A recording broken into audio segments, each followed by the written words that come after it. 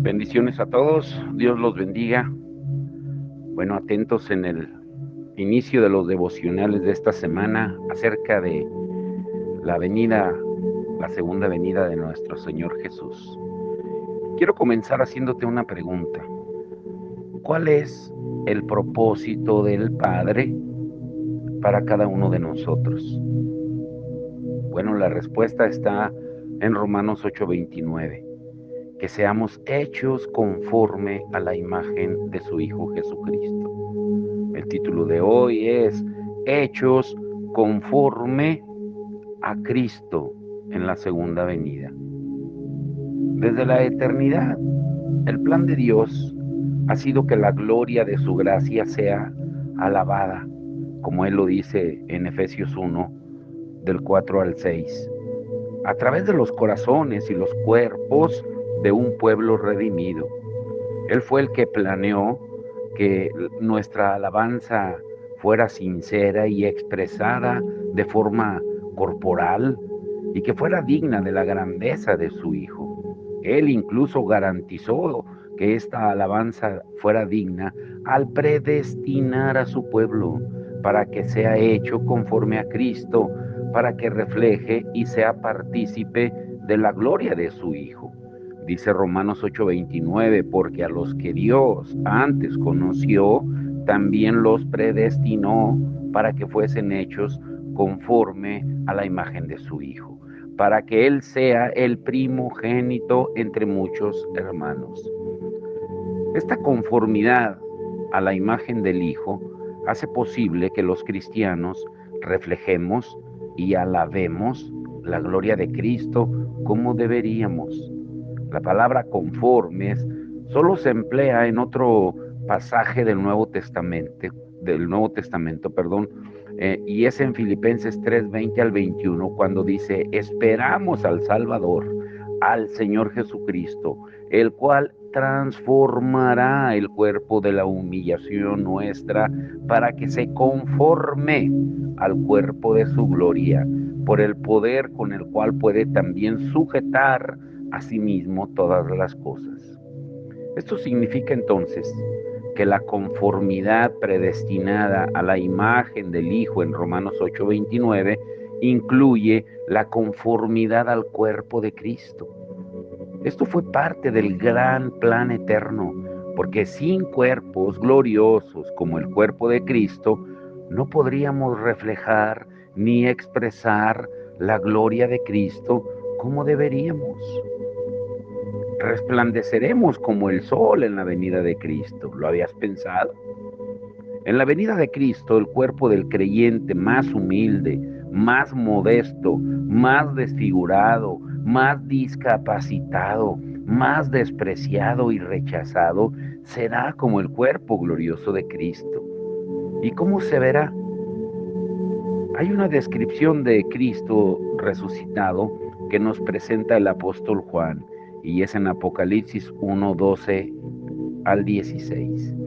Vi a uno semejante al Hijo del Hombre, vestido de una ropa que llegaba hasta los pies, y ceñido por el pecho con un cinto de oro. Su cabeza y sus cabellos eran blancos como blanca lana, como nieve, sus ojos como llama de fuego, y sus pies semejantes al bronce bruñido, refulgente como en un horno, y su voz como estruendo de muchas aguas. Tenía en su diestra 7 estrellas, de su boca salía una espada aguda de 2 filos, y su rostro era como el sol cuando resplandece en su fuerza. Cuando Pablo dice que seremos hechos conforme a la imagen del Hijo en Romanos 8:29 y que seremos transformados para tener un cuerpo glorioso como el de Cristo, en Filipenses 3:21, quiere decir al menos lo que Jesús quiso decir cuando él dijo en Mateo 13:43, entonces los justos resplandecerán como el sol en el reino de su Padre.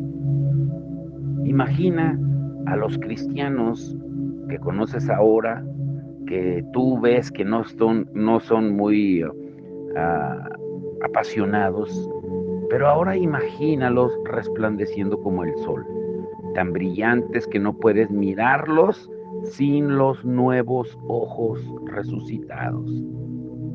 Ahora, seremos, número uno, como Cristo. ¿Qué quiere decir vivos para siempre? Nuestros cuerpos no solo serán increíblemente gloriosos, sino que también serán inmortales. Y lo serán porque Cristo es inmortal. Apocalipsis 1:18 dice, y el que vivo y estuve muerto, mas he aquí que vivo por los siglos de los siglos, amén, y tengo las llaves de la muerte y del Hades. Sabiendo que Cristo, habiendo resucitado de los muertos, ya no muere, la muerte no se enseñorea más de él, dice Romanos 6:9. Y estamos destinados a ser como él, de modo que Jesús dice, y todo aquel que vive y cree en mí no morirá eternamente, en Juan 11:26. Dios nos ha dado la vida eterna y esa vida está en su Hijo. Primera de Juan 5:11. Número 2, los cuerpos de los vivos deben cambiar radicalmente. Este nuevo cuerpo resucitado, inmortal, será radicalmente diferente del cuerpo que es sepultado en la tierra o del cuerpo que estará vivo cuando Jesús venga. Ya sea que estemos vivos o que hayamos fallecido, cuando Jesús venga, es preciso que experimentemos un cambio profundo. Pablo asegura con vehemencia a quienes estén vivos en la venida del Señor que su transformación no será menor a la que experimentarán quienes han muerto. Y por eso dice en 1 Corintios 15:51, he aquí os digo un misterio, no todos dormiremos, es decir, moriremos, pero todos seremos transformados. En otras palabras, los vivos también serán transformados. No solo los muertos necesitan transformación, dada la evidente descomposición que sufren, sino que todos los creyentes necesitan un cambio radical. Los cuerpos que tenemos ahora no son glorificados, pero lo serán. Deben serlo, o de lo contrario no seríamos aptos para la gloria de los nuevos cielos y la nueva tierra. Y Pablo expone la novedad radical del cuerpo transformado, el cuerpo resucitado, que conforme él declara, recibirán también los que están vivos. En 1 Corintios 15:42 al 44 dice, así también en la resurrección de los muertos, se siembra en corrupción, resucitará en incorrupción. Se siembra en deshonra, resucitará en gloria. Se siembra en debilidad, resucitará en poder. Se siembra cuerpo animal, resucitará cuerpo espiritual. Hay cuerpo animal y hay cuerpo espiritual. Incorruptible, glorioso, poderoso, espiritual. La frase cuerpo espiritual es un contrasentido. Cuando Jesús resucitó, él ya había dicho claramente que él no era un simple espíritu, porque un espíritu no tiene carne ni huesos, como veis que yo tengo, le dijo a sus discípulos en Lucas 24:39.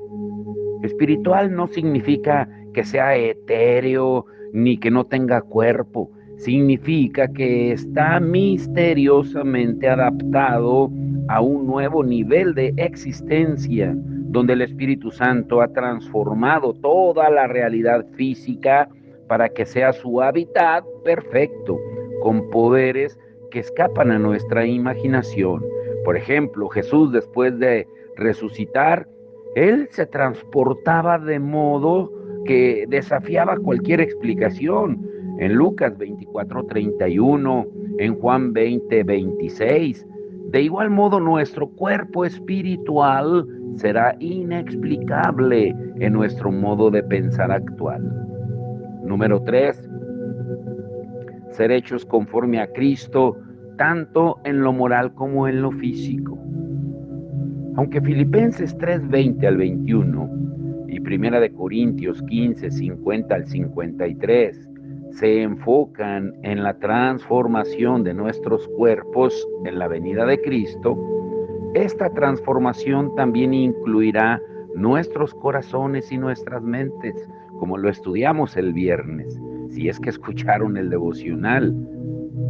Es indudable que esto está implícito en Romanos 8:29, porque a los que Dios antes conoció, también los predestinó para que fuesen hechos conformes a la imagen de su Hijo, para que Él sea el primogénito entre muchos hermanos.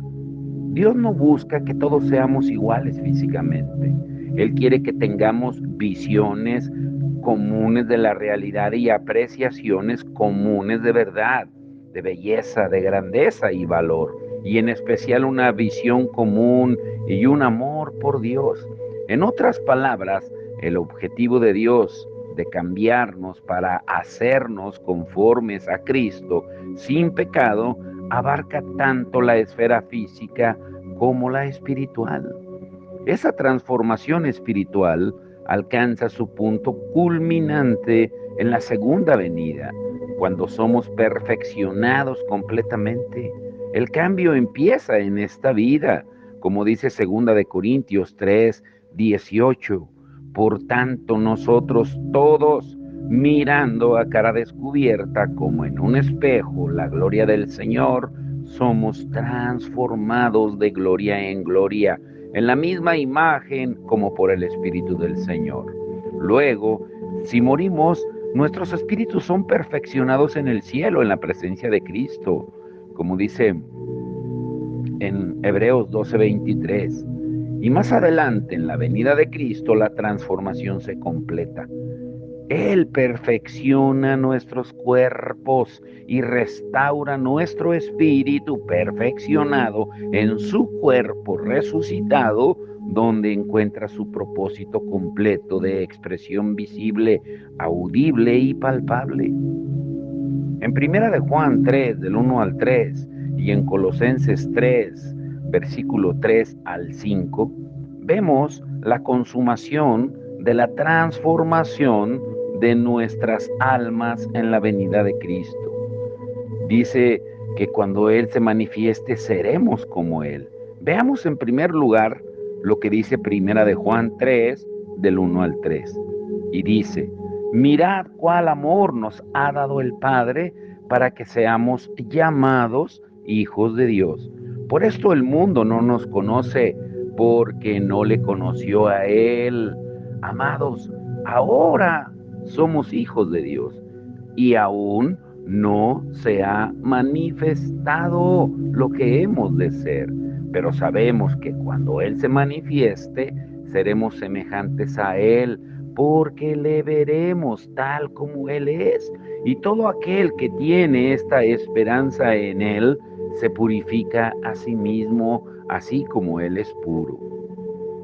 De forma admirable, así como la transformación progresiva ocurre en esta vida mientras estamos en este mundo, dice también 2 Corintios 3:18, 2 Corintios 4:4 al 6, mirando a cara descubierta como en un espejo la gloria del Señor. También la transformación instantánea sucederá cuando miremos a Dios en la venida de su Hijo Jesucristo. Es cierto que en este pasaje, cuando Él se manifieste, se refiere de manera más natural a Dios, no a Cristo en su primera instancia. Sin embargo, Juan nos ha confirmado lo que Jesús dijo. Cuando Él dijo en Juan 14:9, el que me ha visto a mí, ha visto al Padre. Y sabemos que Juan hizo referencia a la segunda venida de Jesús en Primera de Juan 2:28, en los mismos términos en los que habló acerca de la manifestación de Dios en Primera de Juan 3:2, cuando Él se manifieste. Por lo tanto, es probable que en Primera de Juan 3:2 el apóstol se refiere a la segunda venida como una manifestación del Cristo resucitado y de Dios en Él. Ahora, cuando lo veamos cara a cara, seremos semejantes a Él. La transformación será completa cuando la visión de la gloria de Cristo sea completa. La razón por la que esta transformación incluye la transformación moral y espiritual de nuestros corazones y mentes es la relación que establece Juan entre los versículos 2 y 3. Después de referirse a nuestra esperanza de que veremos a Cristo en su venida y seremos transformados en su semejanza, Juan dice: y todo aquel que tiene esta esperanza en Él se purifica a sí mismo, así como Él es puro, en Primera de Juan 3:3. La lógica es la siguiente: si esperamos ser transformados para ser semejantes a Él en su venida, entonces desde ya estaremos procurando ese cambio, y el cambio que refiere es pureza. Por consiguiente, se entiende que el cambio que será completado en la segunda venida es moral y también físico, porque seremos liberados de todo defecto corporal, moral y espiritual. Uy, esto es hermoso. Número 3. Seremos manifestados con Él en gloria. Escúchalo bien, 3 o 4. Pablo expresa la misma lógica en Colosenses 3, del 3 al 5. Porque habéis muerto y vuestra vida está escondida con Cristo en Dios. Cuando Cristo, vuestra vida, se manifieste, entonces vosotros también seréis manifestados con Él en gloria. Haced morir, pues, lo terrenal en vosotros: fornicación, impureza, pasiones desordenadas, malos deseos y avaricia, que es idolatría. Cuando Cristo venga, los creyentes nos veremos como somos realmente. Pablo dice que la creación entera está esperando que esto suceda en Romanos 8:19, porque el anhelo ardiente de la creación es el aguardar la manifestación de los hijos de Dios. En aquel día seremos glorificados como Él es glorioso. Así pues, en la conexión entre los versículos 4 y 5 de Colosenses 3, encontramos la misma lógica de Primera de Juan 3, 2 al 3. Entonces, ya que seremos glorificados perfectamente en la venida de Cristo, dice: hagan morir la impureza, en Colosenses 3:5. En otras palabras, ya que están destinados a ser perfeccionados en la pureza, en la venida de Cristo, pues procuren poner fin a toda impureza desde ahora. Esto significa que el regreso de Cristo en gloria traerá no solo la perfección física, sino también la perfección moral de su pueblo. Lo que ha sido progresivo en esta vida será completo en la venida del Señor, porque todo obstáculo para la admiración de Cristo será quitado. Escucha muy bien esto para ir concluyendo. Y necesitamos retomar la inquietud planteada al principio del estudio, incluso desde el viernes.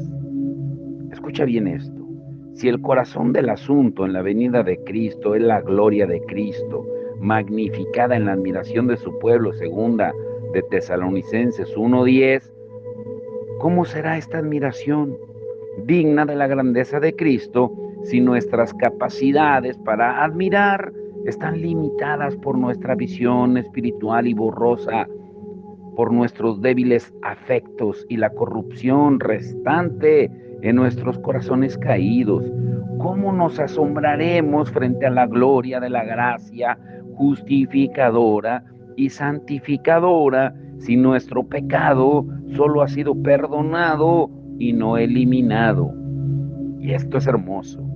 La respuesta es que todos seremos transformados en un momento, en un abrir y cerrar de ojos al toque de la final trompeta, porque se tocará la trompeta y los muertos serán resucitados incorruptibles y nosotros seremos transformados, como dice Primera de Corintios 15, 51 al 52. Seremos hechos conformes a Cristo por completo. Y esto incluirá corazones libres de pecado y cuerpos sin defecto. Ninguna de nuestras facultades para asombrarnos estará frenada por la torpeza, la debilidad, el pecado o los impedimentos físicos. No existirán más, porque no existirá restricción alguna en el gozo de la adoración. No existirá restricción alguna en la expresión corporal de esa adoración, porque ya no habrá deseos terrenales. La gloria de Cristo será la realidad suprema en aquel día y Él será glorificado en el júbilo ilimitado de nuestra admiración. Por lo tanto, no debemos preocuparnos acerca de las deficiencias que nos llenan ahora, como si pudieran frustrar nuestro gozo y alabanza en aquel día. No podrán hacerlo, porque es una promesa gloriosa y es otra razón para amar la venida de Cristo el Señor. Uy, y mañana te asombrarás con otra razón para anhelar la venida del Señor. ¿Por qué? Porque Jesús nos librará de la ira de Jesús. Escúchalo bien. Jesús nos librará de la ira de Jesús. ¿Cómo es eso? ¿Cómo que nos librará de él mismo? Así es. Pero entonces Jesús, ¿por qué bebió la copa del Padre que el Padre le ofreció? Escucha, mañana lo entenderás. Hoy yo sé que muchas personas tienen inquietudes acerca de la segunda venida de Cristo y muchos se preguntan cómo será y cuándo va a suceder realmente. Sin embargo, vuelvo a hacer la misma pregunta que Dios nos hace o nos hizo al principio de estos estudios. ¿Amamos la presencia de Jesús y la gloria de su regreso? Porque según el apóstol Pablo, esa es la verdadera devoción que nace del Espíritu y para la cual está reservada una corona de justicia, como él la promete en 2 de Timoteo 4:8. Necesitamos entenderlo muy bien esto, si no estaremos solamente viviendo una ilusión, viendo a Cristo de manera diferente. Por eso nunca olvides que el objetivo de estos estudios es ayudarte a amar la segunda venida de Jesucristo. Como Él lo dice en Apocalipsis 22:20, ven Señor Jesús. Como lo dice también en Primera de Corintios 16:22, que el que no ama la segunda venida del Señor, el que no ama a Cristo, sea maldito. Asegurémonos de que estemos en el camino correcto. Nuestro amor por la segunda venida solamente puede nacer del Espíritu. No es una fascinación con un suceso que relega a Cristo. Es un anhelo por su presencia, por su gloria, que expresa una fascinación por Él. Por eso Jesús dijo que era necesario que viniera el Espíritu Santo, porque la obra más esencial del Espíritu en el corazón humano es glorificar a Jesús. Jesús él mismo dijo en Juan 16:14, Él me glorificará. Necesitamos entender esto, lo que Pablo decía cuando ya estaba al final de su vida, porque yo ya estoy para ser sacrificado y el tiempo de mi partida está cercano. He peleado la buena batalla, he acabado la carrera, he guardado la fe. Por lo demás, me está guardada la corona de justicia, la cual me dará el Señor juez justo en aquel día, y no solo a mí, sino también a todos los que aman su venida. Segunda de Timoteo 4, del 6 al 8. Nunca olvides que hay una corona para los que aman su venida, no para todos. Y te pregunto, ¿de verdad tú amas la venida del Señor? ¿De verdad estás anhelando que Él regrese? ¿De verdad anhelas que Él venga? ¿Por qué Pablo establece una conexión entre la corona de justicia y el amor por la venida de Cristo? Porque dice que el Señor juez justo dará la corona de justicia a todos los que aman su venida. Él dice que a todos los que aman su venida, a los que han acabado su carrera, a los que han peleado la buena batalla o a todos los que han guardado la fe. No, Él no se enfoca en eso. Él se enfoca en amar la segunda venida de Cristo. Porque el día y la hora en que partamos de este mundo nadie lo sabe, solo el Señor. Por eso debemos estar preparados. Necesitamos estar preparados, porque el perfeccionamiento de nuestro espíritu en el cielo después de la muerte y antes de la segunda venida de Cristo es una experiencia grandiosa, gloriosa y gozosa que excede cualquier dicha en este mundo. Por eso dice Hebreos 12:23 que los santos en el cielo seremos los espíritus de los justos hechos perfectos. Después de la muerte, los creyentes en Jesús nunca volverán a pecar. Llévate esto en tu corazón hoy. Serán perfeccionados espiritual y moralmente. Por eso Pablo no se equivocó cuando dijo en Filipenses 1:23, teniendo deseo de partir y estar con Cristo, lo cual es muchísimo mejor. O cuando él dijo en 2 de Corintios 5:8, mas quisiéramos estar ausentes del cuerpo y presentes al Señor. Que ese sea nuestro anhelo. Padre, en el nombre de Jesús te damos gracias por tu amor, tu misericordia, Señor, por enseñarnos lo hermoso de tu palabra, por enseñarnos a anhelar la venida tuya. Porque el mayor anhelo, el propósito del Padre es, como leíamos al principio en Romanos 8:29, el ser hechos conforme a su Hijo Jesucristo, hechos conforme a Cristo en la segunda venida. Ese debe de ser nuestro anhelo, Señor.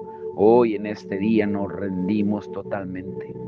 Tomamos nuestra cruz, la tomamos y declaramos, como Pablo le decía en Gálatas 2:20, con Cristo estoy juntamente crucificado. Ya no vivo yo, mas Cristo vive en mí. Y si Cristo vive en mí, no voy a anhelar lo terrenal, lo pasajero, sino las bendiciones espirituales en Cristo, la salvación, la redención, la glorificación que vendrán después de que dejemos este mundo. Tenemos que entenderlo a través de la palabra, que es la única que puede alumbrar los ojos de nuestro entendimiento. Ábrenos los oídos espirituales para poder oír tu voz, Señor, y oír lo que el Espíritu dice a la iglesia, como tú mismo lo reiteraste en diferentes maneras a las iglesias, a los discípulos. Oigan lo que el Espíritu dice a la iglesia. Hoy es el tiempo de afinar nuestros oídos espirituales, más cuando vemos que ese tiempo, esa hora se acerca, como tú nos advertiste y nos adviertes a través de tu palabra en Mateo 24, Señor. Que hoy sea ese día de gloria, de alumbramiento espiritual en cada persona que escuche tu palabra, y que digamos, como dice Apocalipsis 22:17, el Espíritu y la novia dicen, ven, Señor Jesús. Recibe toda la honra y la gloria en el nombre que es sobre todo nombre, el nombre de nuestro Salvador y Señor Jesucristo. Amén y amén.